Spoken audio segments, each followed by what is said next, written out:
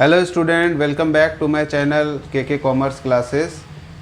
आज हम लोग मशीन आवर रेट का एक इम्पॉर्टेंट टॉपिक है, classification of departmental overhead into two broad heads. हम लोग जो मशीन आवर रेट निकालते हैं, एक मशीन का जो कॉस्ट निकालते हैं पर आवर, कितना मशीन के पीछे खर्च होता है, इसके पीछे जो दो तरह का मेन है एक्सपेंसेस के, वो फर्स्ट है स्टैंडिंग और फिक्स्ड चार्जेस और दूसरा है वेरिएबल एक्सपेंसेस। ये दोनों एक्सपेंस जो होते हैं वो मशीन के पीछे खर्च होते हैं, जिसको आज हम लोग जानेंगे कि what is standing charges and what is variable expenses.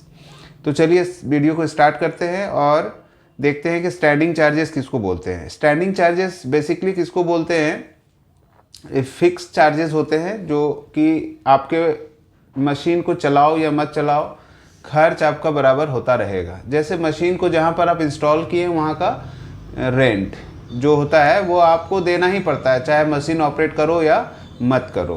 क्या बोलते हैं इसको? स्टैंडिंग और fix charges refer to those charges which remain constant और fixed respectively to the use of running of the machine. For example, standing charges are rent, rates and taxes, lighting and heating, insurance charges of the machine, insurance charges of the building, indirect wages, supervisory charges, general expenses, labor welfare expenses, etc.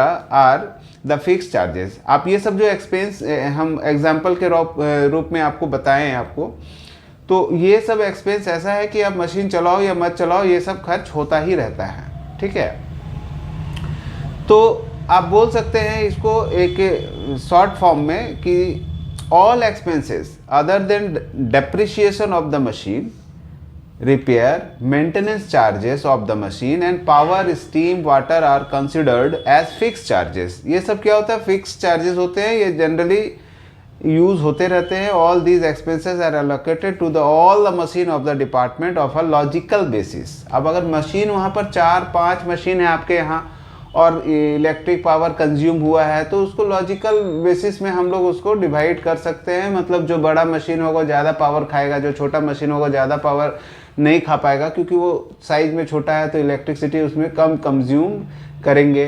तो इस तरह से हम लोग उसको बांट सकते हैं कि एक डिपार्टमेंट में 4-5 मशीन है तो उसको हम एक्सपेंस को एलोकेट करने के लिए एक प्रॉपर बेस को हम लोग एडप्ट कर सकते हैं और उस एक्सपेंस को बांट सकते हैं।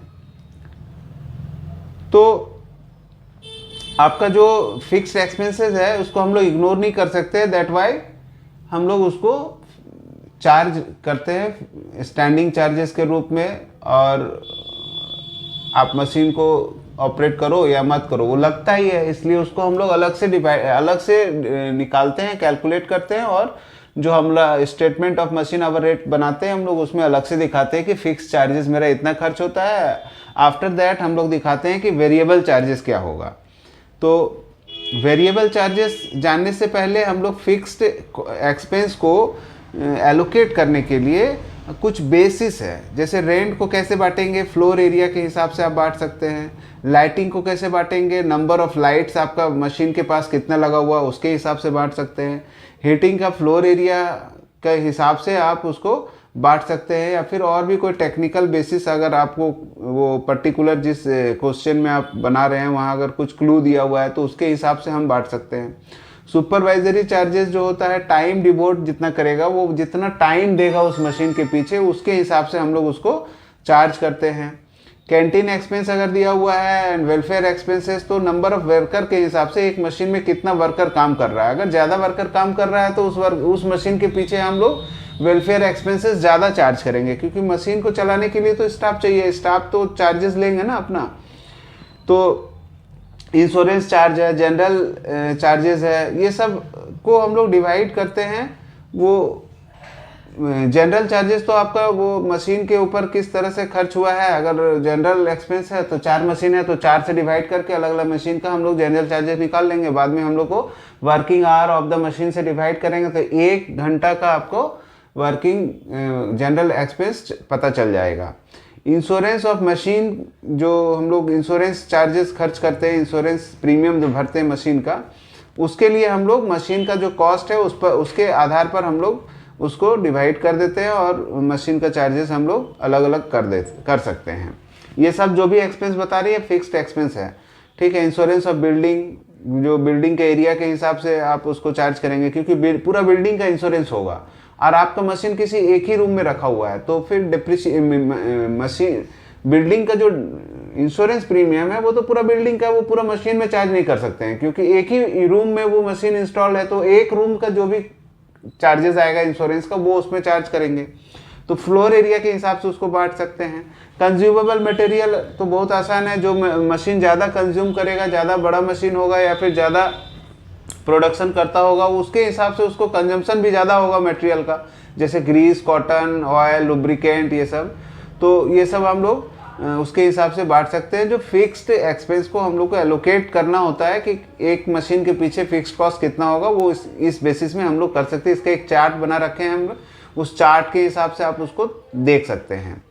नेक्स्ट है वेरिएबल एक्सपेंस। वेरिएबल एक्सपेंस मतलब वैसा एक्सपेंस को बोलते हैं जो कि मशीन के साथ खर्च होता है। अगर मशीन चलाओगे तब खर्च होगा, मशीन नहीं चलाओगे तो खर्च नहीं होगा, ठीक है। तो variable expenses refer to those expense which vary with the use of the machine. For example of variable charges are depreciation of machine, repairing, maintenance charges of the machine, power, steam, water, consumable store like lubricant, cotton, waste and etc are variable expenses होता है। ये सब अगर आप machine को चलाए वो ज़्यादा, तो ये सब ज़्यादा भी खर्च होगा। तो वेरिएबल एक्सपेंस क्या होता है आपको समझ में आ रहा है। तो ये सब कुछ वेरिएबल एक्सपेंस था जो हम लोग को एक मशीन का कॉस्ट निकालने में ज़रूरत पड़ता है और खर्च भी होता है, खाली उसको हम लोग कैलकुलेट नहीं करते हैं, एक्चुअल में वो खर्च भी होता है, वेरिएबल एक्सपेंस और फिक्स्ड एक्सपेंस। तो दो एक्सपेंस को हम लोग डिवाइड कर देते हैं पहले, और फिक्स्ड एक्सपेंस में कुछ आइटम्स होते हैं, वेरिएबल एक्सपेंस में कुछ आइटम्स होते हैं। ये सबको कैलकुलेट करके वो statement of machine hour rate में लिखते हैं और total expense of the year निकालते हैं और working hour of the machine during the year से डिवाइड देते हैं। तो अब जाके हम लोग का मशीन आवर रेट निकलता है और हम लोग उसके बाद 1 घंटा में कितना खर्च हुआ मशीन के पीछे, ये हम लोग आसानी से कैलकुलेट कर सकते हैं। Thank you.